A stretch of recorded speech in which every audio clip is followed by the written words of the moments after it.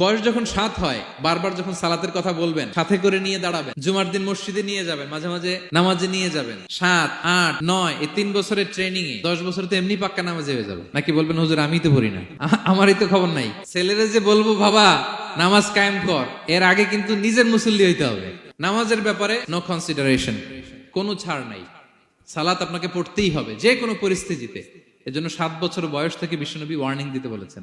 10 বছর বয়স হলে প্রয়োজনে রূঢ় আচরণ করো, শাসন করো, প্রয়োজনে মৃদু প্রহার করো। অনেক ফ্যামিলি আছে নিজেও নামাজি, ছেলে মেয়েদেরকেও নামাজের কথা বলে পড়ায়। জোহর পড়তে দেয়, আসর পড়তে দেয়, মাগরিব পড়তে দেয়, এশা পড়তে দেয়, ফজর পড়তে দেয় না। ফজর নিয়ে টেনশন নাই। কেন?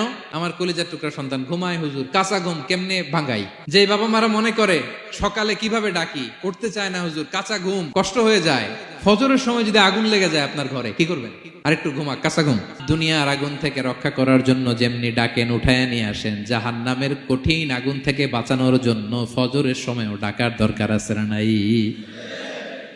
দুনিয়ার আগুনের চেয়ে কমপক্ষে 70 গুণ বেশি তেজওয়ালা। বিষ্ণু বলেন নারুকুম তুকিদুন, যে আগুন দিয়ে কিচেনে রান্না করো, জাহান্নামের আগুন কিন্তু এই আগুন নয়। জাহান্নামের আগুন দুনিয়ার আগুনের চাইতে কমপক্ষে 70 গুণ বেশি তেজওয়ালা। তাহলে ফজরের সময় ডাকবেন তো ছেলে মেয়েকে, হ্যাঁ, নিজেও পড়বেন, ছেলে মেয়েদেরকেও ডাকবেন। আকিমিস সালাহ।